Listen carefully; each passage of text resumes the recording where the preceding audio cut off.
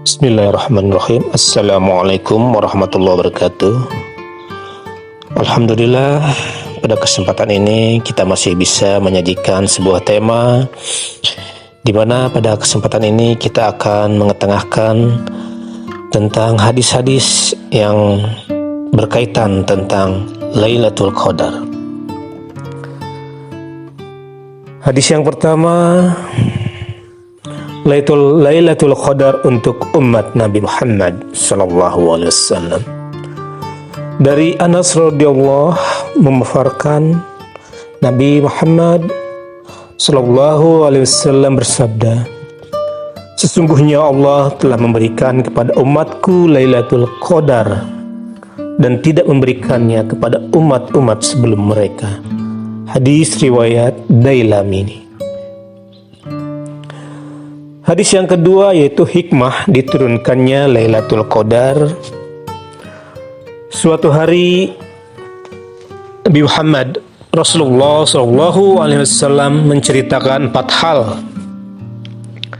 Menceritakan perihal 4 orang nabi dari kalangan Bani Israel, yaitu Nabi Ayub, Zakaria, Hizkil, Yusya, Ibnu Nun alaihissalam.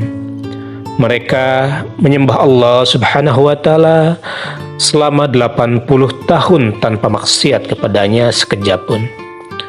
Maka sahabat Nabi SAW merasa takjub mendengarnya. Lalu malaikat Jibril alaihissalam mendatangi Nabi dan berkata, "Umatmu merasa heran dengan ceritamu itu. Sungguh Allah menurunkan buat kalian yang lebih baik dari itu." Kemudian Jibril membacakan firman-Nya, "Sesungguhnya kami telah menurunkan Al-Quran pada malam penuh kemuliaan." Quran Surat Al-Qadr ayat 1. Ini lebih utama dibanding apa yang dikagumi oleh umatmu. Mendengar hal itu, maka bergembiralah Nabi Muhammad dan bergembira pula orang-orang yang sedang bersamanya. Hadis riwayat Ibnu Abu Hatim.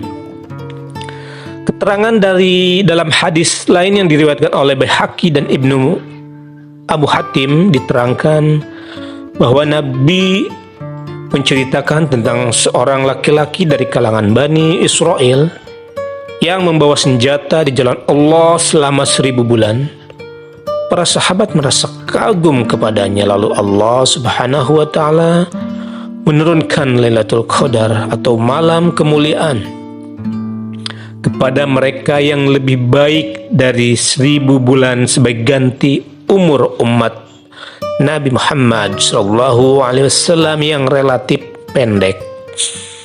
Dengan demikian, umat Muhammad dapat memperoleh derajat sebagaimana yang diperoleh orang-orang terdahulu dari kalangan nabi-nabi terdahulu, dan berkat kemurahan dan karunia Allah subhanahu wa ta'ala, umat ini dapat melebihi mereka. Yang ketiga yaitu Nabi Muhammad SAW mengajak keluarga songsong Lailatul Qadar. Dari Aisyah radhiyallahu menuturkan, adalah Nabi SAW apabila masuk tanggal 10 terakhir dalam bulan Ramadan, maka beliau mengencangkan ikat kainnya. Beliau hidupkan malam 10 itu dan membangunkan keluarganya. Dari 5 ahli hadis. Dalam redaksi hadis yang diriwayatkan oleh Tirmizi disebutkan bahwa Nabi SAW selalu bersungguh-sungguh dalam malam-malam 10 terakhir lebih dari malam-malam lainnya. Yang keempat, malam-malam Lailatul Qadar.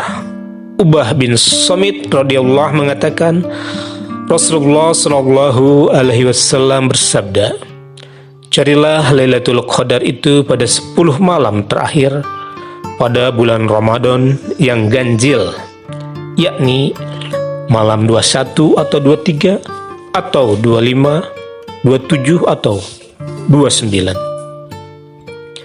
Barang siapa bangun tengah malam untuk sholat karena iman dan mengharapkan pahala bertepatan dengan malam Lailatul Qadar, maka diampunilah dosa-dosa yang telah lalu dan akan datang. Hadis riwayat Tabrani. Hadis tentang yang kelima itu hadis tentang Lailatul Qadar pada malam ke-27. Ibnu Umar radhiyallahu mengabarkan Nabi Muhammad sallallahu alaihi wasallam bersabda, barang siapa yang ingin menjumpai malam Lailatul Qadar, hendaklah ia mencarinya pada malam-malam 27. Hadis riwayat Ahmad. Hadis yang keenam tentang tanda-tanda malam Lailatul Qadar. Dari Watsilah radhiyallahu mengatakan, Rasulullah Shallallahu Alaihi Wasallam bersabda, malam Lailatul Qadar itu malam yang cerah, tidak dingin dan tidak panas, tidak berawan dan tidak hujan, tiada angin dan tidak dilempar bintang-bintang. Lalu tanda pada harinya matahari terbit tak bersinar, hanya tampak terang putih tetapi tidak panas. Hadis riwayat Tabrani. Dan yang ketujuh, macam bacaan saat menemui Lailatul Qadar. Dari Aisyah radhiyallahu bertanya kepada Nabi sallallahu alaihi wasallam, ya Rasulullah, bagaimana pendapatmu jika saya menemui Lailatul Qadar itu? Apa yang harus saya baca? Rasulullah sallallahu alaihi wasallam bersabda, Allahumma innaka afwun tuhibbul afwa fa'fu anni, yang artinya, ya Allah, Engkau pemaaf dan suka memaafkan, maka maafkanlah aku. Hadis riwayat An-Nasai. Demikian hadis-hadis tentang Lailatul Qadar. Wallahu alam, semoga bermanfaat. Wassalamualaikum warahmatullahi wabarakatuh.